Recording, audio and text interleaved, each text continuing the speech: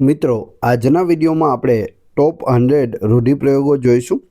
ગુજરાતી વ્યાકરણનો ખૂબ જ અગત્યનો આ ટોપિક છે અને આવનાર બધી પરીક્ષાઓ માટે મોસ્ટ આઈએમપી રહેશે। છેલ્લે તમારી ટેસ્ટ પણ લેવામાં આવે છે, તો વિડીયો વ્યવસ્થિત જોવો, પૂરો જોવો અને ટેસ્ટ આપી તમે તમારું નોલેજ પણ ચેક કરી શકો છો। એ સિવાય ફ્રીમાં આની પીડીએફ પણ તમને પ્રોવાઈડ કરાવવામાં આવશે। તો જોઈએ ખૂબ જ અગત્યનો આ વિડીયો।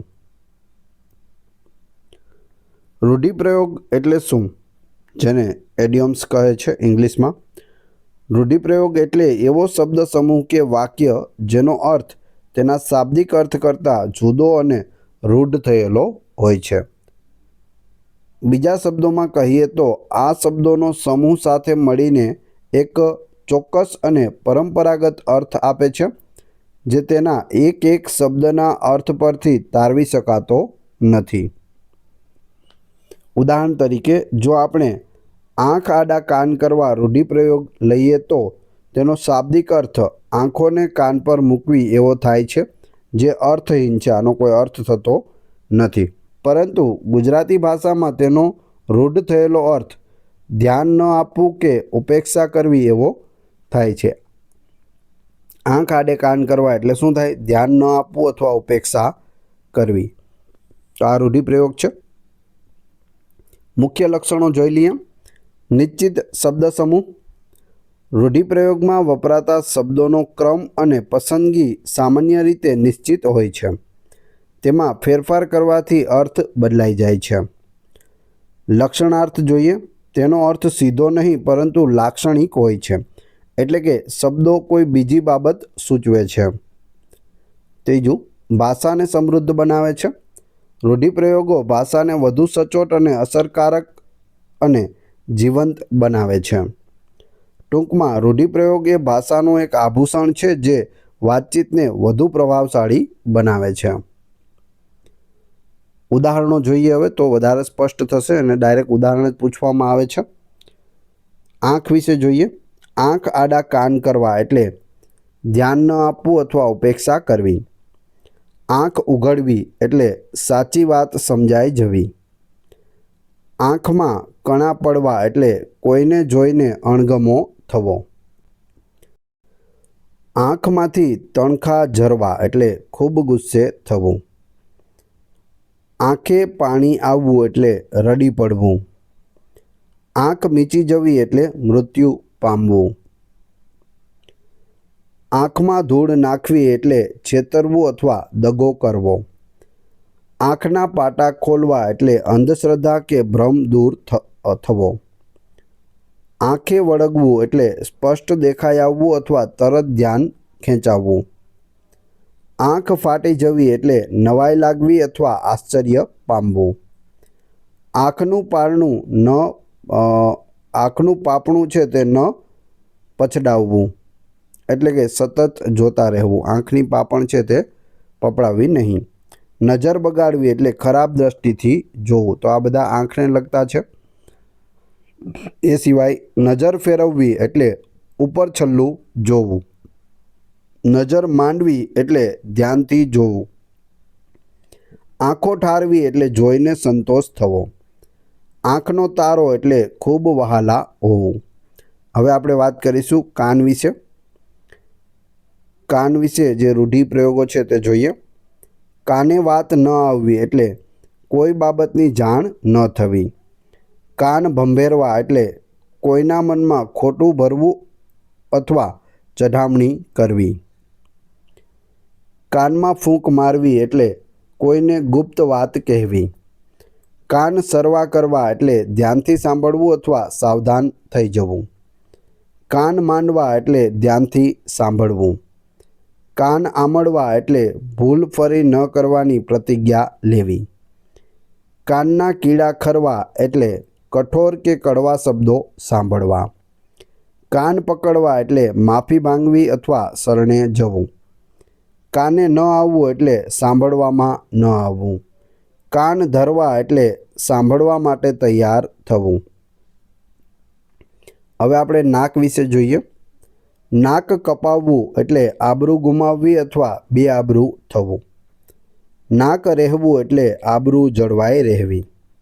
નાકનું ટેરવું ચઢાવવું એટલે ગુસ્સો પ્રગટ કરવો અથવા ચીડાવવું. નાક વાંકું કરવું એટલે અણગમો વ્યક્ત કરવો. નાકમાં દમ આવવો એટલે થાકી જવું અથવા હેરાન થવું. નાકે દમ આવવો એટલે ત્રાસી જવું અથવા કંટાળી જવું. હવે આપણે મોં અથવા તો મુખ વિશે જોઈશું. મોં ફેરવી લેવું એટલે ઉપેક્ષા કરવી, મદદ કરવાનો ઇનકાર કરવો. મોં પર મહોર મારવી એટલે ચૂપ કરી દેવું, બોલવા ન દેવું. મોંમાં પાણી આવવું એટલે લલચાઈ જવું. મોંએ ફીણ આવવા એટલે થાકી જવું અથવા ખૂબ બોલવાથી થાક લાગવો. મોં સીવી લેવું એટલે ચૂપ થઈ જવું. મોં મચકોડવું એટલે અણગમો વ્યક્ત કરવો. મોંમાં આંગળી નાખવી એટલે આશ્ચર્ય પામવું. મોં બગાડવું એટલે નારાજગી વ્યક્ત કરવી. મોંઘા મોંએ બોલવું એટલે ના છૂટકે બોલવું. મોં કાળું કરવું એટલે નિંદા કરવી અથવા શરમજનક કાર્ય કરવું. મોં ચઢાવવું એટલે રિસાઈ જવું. હવે આપણે દાંત વિશે રૂઢિપ્રયોગો જોઈશું. દાંત ખાટા કરવા એટલે સખત હાર આપવી. દાંતે તરણું લેવું એટલે શરણાગતિ સ્વીકારવી. દાંતિયા કરવા એટલે મજાક કરવી અથવા હસવું. દાંત કચકચાવવા એટલે ગુસ્સો વ્યક્ત કરવો. દાંત બેસાડવા એટલે ખૂબ જ મજબૂતીથી પકડવું. દાંતિયા કરવા એટલે લડાઈ કરવી પણ થાય છે. માથું અને મગજ વિશે હવે જોઈશું. માથે આભ તૂટી પડવું એટલે અચાનક મોટી આફત આવવી. માથા પર હાથ મૂકવો એટલે આશીર્વાદ આપવા અથવા મદદ કરવી. માથું ખંજવાળવું એટલે વિચારમાં પડી જવું. માથે ચઢાવવું એટલે બહુ લાડ લડાવવા.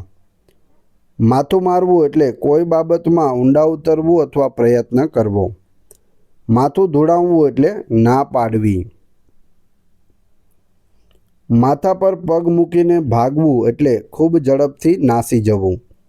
માથું ઠેકાણે હોવું એટલે બુદ્ધિશાળી હોવું, સાચું ખોટું સમજવું. મગજનું દહીં કરવું એટલે ખૂબ પરેશાન કરવું, હેરાન કરવું. મગજ ચસકી જવું એટલે ગાંડા થઈ જવું અથવા માનસિક સંતુલન ગુમાવવું. હવે આપણે હાથ પર રૂઢિપ્રયોગો જોઈશું.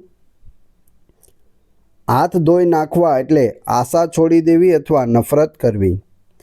હાથ પકડવો એટલે મદદ કરવી. હાથે કરી આફત વહોરવી એટલે જાણી જોઈને મુશ્કેલીમાં મુકાવવું.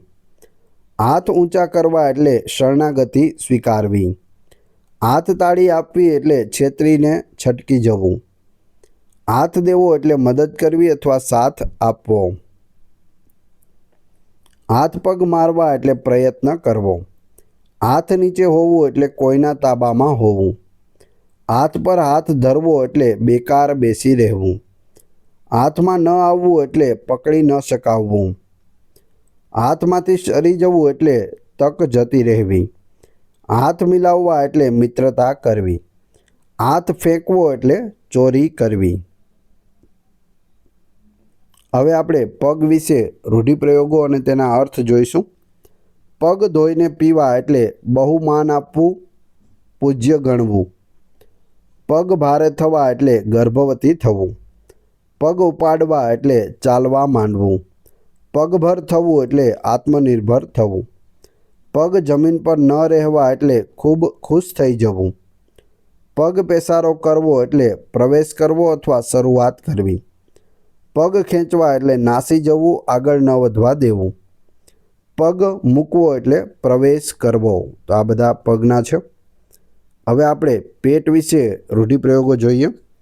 પેટ ચોળીને શૂળ ઊભું કરવું એટલે જાણી જોઈને મુશ્કેલી ઊભી કરવી. પેટમાં ઉંદર દોડવા એટલે ખૂબ ભૂખ લાગવી. પેટમાં તેલ રેડાવવું એટલે ચિંતા થવી અથવા ઈર્ષ્યા થવી. પેટમાં ચૂક આવવી એટલે ડર લાગવો. પેટ પર પાટું મારવું એટલે રોજીરોટી છીનવી લેવી. પેટનું પાણી ન હલવું એટલે ખૂબ ધીરજ રાખવી અથવા શાંત રહેવું. હૃદય અને છાતી વિશે આપણે રૂઢિપ્રયોગો છે તે જોઈએ. અહીંયું બેસી જવું એટલે ખૂબ દુઃખ કે નિરાશા થવી. અહીંયું હલકું કરવું એટલે મનની વાત કહી દેવી. છાતી ફૂલવી એટલે ગર્વ થવો. છાતી સરસી ચાંપવું એટલે પ્રેમથી ભેટી પડવું. છાતી પર પથ્થર મૂકવો એટલે દુઃખ સહન કરવું. હવે તમારી ટેસ્ટ, જે આપણે વિડીયો જોયો તેમાંથી જ તમને અહીં પ્રશ્નો પૂછવામાં આવે છે, જેનો જવાબ તમારે ક્રમશઃ કમેન્ટ બોક્સમાં આપવાનો છે, જેથી તમને ખ્યાલ આવે તમને કેટલું યાદ રહે છે. એ પછી આપણે પીડીએફ વિશે પણ વાત કરીશું. આની પીડીએફ કઈ રીતે મળશે તે. વિડીયો પસંદ આવી રહ્યો હોય તો લાઇક, કોમેન્ટ, શેર અને સબસ્ક્રાઈબ કરવાનું ના ભૂલશો. આ ચેનલ ઉપર ઘણા બધા વિડીયો અવેલેબલ છે. તમે ચેનલના નામ ઉપર ક્લિક કરી વિડીયોમાં જશો તો ત્યાં તમને બધા જ લેટેસ્ટ વિડીયો મળી જશે, તમે જોઈ શકો છો. ટેસ્ટમાં પ્રથમ પ્રશ્ન છે, રૂઢિપ્રયોગનો અર્થ જણાવો. આંખમાં ધૂળ નાખવી. બીજું છે, કાને વાત ન આવવી. ત્રીજું છે, માથે આભ તૂટી પડવું. અને ચોથું, પેટ ચોળીને શૂળ ઊભું કરવું. ચારે ચાર રૂઢિપ્રયોગોના અર્થ ક્રમશઃ કમેન્ટ બોક્સમાં જણાવી દેજો. વાત કરીએ ફ્રી પીડીએફની, તો એ તમને ટેલિગ્રામ અને વોટ્સઅપ ગ્રુપમાં મળી જશે, જેની લિંક ડિસ્ક્રિપ્શનમાં પણ આપેલી છે. ત્યાં તમે જોડાયેલા રહેશો તો ત્યાં તમને ડેઇલી અપડેટ પ્લસ રોજે રોજ નવી નવી પીડીએફ છે તે આપવામાં આવે છે. હવે આપણે મળીશું નવા વિડીયોમાં. ધન્યવાદ.